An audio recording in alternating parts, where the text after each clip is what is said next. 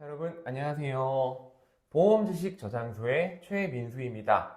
오늘 영상은요, 어제 들어온 질문 내용인데요. 상대방이 갑자기 과실을 주장을 할 때, 라는 질문에 대한 답변입니다. 그러니까 이게 처음에는 교통사고가 났을 때 상대방이 사고 현장에서 또는 그 이후에 통화에서 자신의 과실을 100%라고 인정을 하다가 갑자기 말을 바꿔서 여러분에게 너도 과실이 있어, 이런 주장을 폈을 때 좀 황당하죠. 그럴 때 대처법에 대해서 한번 말씀드려보도록 하겠습니다. 처음에는 본인이 과실이 100대 0이라고 하더니 나중에 왜 말을 바꾸는 걸까요? 이거는 크게 두 가지 측면으로 생각해 볼 수가 있는데요. 첫 번째는 우선 진짜 상대방도 과실이 있을 만한 사고인 경우입니다. 예를 들어 이런 차선 변경 사고 같은 경우 있잖아요. 본인이 주행을 하시다가 차선을 바꿨는데 그 순간 사고가 난 거예요.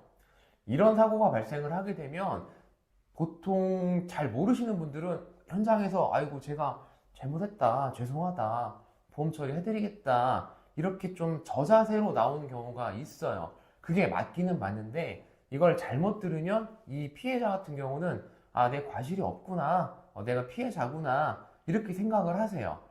근데 중요한 건 피해자가 맞긴 맞는데 과실이 전혀 없냐면 그렇지 않은 사고도 있다는 거죠.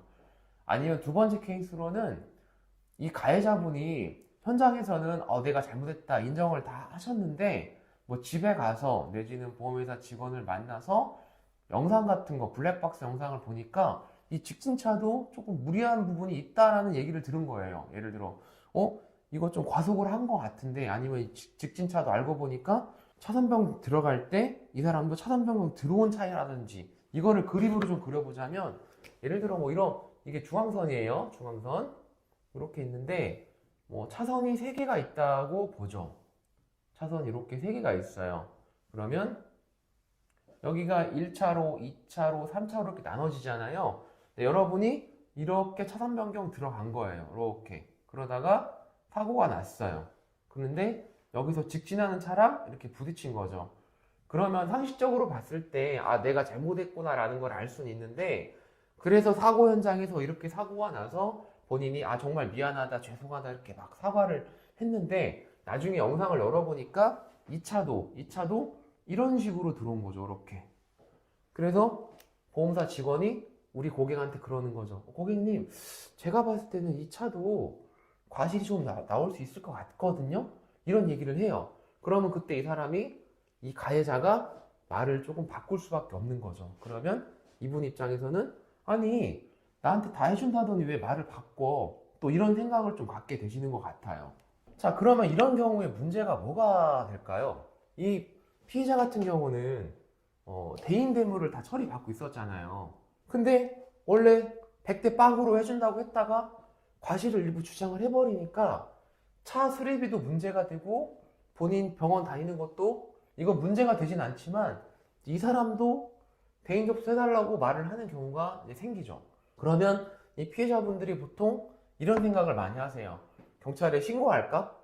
그걸 첫 번째로 많이 떠올리시는데, 경찰에 신고를 하셨을 때 여러분들이 기대하는 게 과실을 경찰관이 100대 빵이라고 말해주길 기대하시겠지만, 경찰관은 과실 비율을 정해주는 사람이 아니에요. 가해자, 피해자를 가려주는 역할은 하지만 과실 비율까지는 경찰관이 가려주는 것이 아닙니다. 다만 본인이 피해자라고 생각되는데 오히려 상대방이 나를 가해자라고 할 때, 그럴 때는 경찰서에 신고를 하면 가해자, 피해자는 가려주니까 그런 부분에서는 도움이 되는 건 맞지만, 과실 비율을 나눠달라고 경찰관을 찾아간다? 네, 소용없는 일입니다. 대처법은 우리 보험회사 과실 담당하는 직원과 지속적으로 소통을 하셔야 돼요. 과실은요, 우리 보험회사랑 상대 보험회사가 서로 일단 말로 협의를 계속 해가요. 블랙박스 영상 같은 것을 통해서 우리 입장을 계속 관철을 시키는 거예요. 이 협상 과정이 쉽지가 않죠. 상대방은 나한테 과실이 있다라고 주장을 하니까. 협상을 해봤는데 협상이 통하지 않는다. 그러면 분쟁심의위원회까지 가게 돼요. 소송하기 전에. 근데 여기에서 또 분쟁심의위원회가 별 도움이 안 될 거라고 판단하시는 분들이 있는데, 소송 가실 거예요. 그럼 무조건 여러분 사고가 크지도 않고 여러분 일상생활에 전념하셔야 되는데 무조건 소송에 갈 수 없잖아요. 그래서 분쟁심의위원회를 가게 됩니다. 그리고 제가 끝으로 좀 이 말씀을 드리고 싶은 게 우리 보험회사 담당 직원이, 과실 담당 직원이 영상을 면밀히 살펴보고 고객님 죄송한데 제가 보기에는 고객님 과실이 일부 있는 게 맞습니다. 만약에 이 얘기를 여러분들한테 하시잖아요? 그러면 그 말씀을 좀 믿어줬으면 좋겠어요. 이렇게 말씀드리면 또 많은 분들이 그렇게 얘기하세요. 보험회사에서 없는 과실을 억지로 잡아서 보험금 할증시키려고 이러는 거라고 말씀 많이 하시는데 천만의 말씀입니다. 보험회사 직원이야말로 우리 고객이 무과실이면 가장 많이 혜택을 봐요. 왜? 보험회사 직원은 할 게 없거든요. 끝났잖아요. 우리 고객님이 보상 처리 받으면 그뿐이고 보험회사 직원은 우리 고객님이 과실이 없으면 자기는 사건 종결이에요. 그거보다 편한 게 없는데 우리 고객님이 없는 과실을 억지로 잡아서 여러분들을 곤란하게 한다? 그런 일 하고 싶지도 않고 해서도 안 됩니다. 자, 그럼 오늘 영상의 내용은 여기까지 마치겠고요. 추가로 궁금한 사항이나 개인 문의 사항이 있으신 분들은 아래쪽 하단 댓글에 제 개인 연락처를 확인해 보시길 바라겠습니다. 시청해 주셔서 대단히 감사합니다.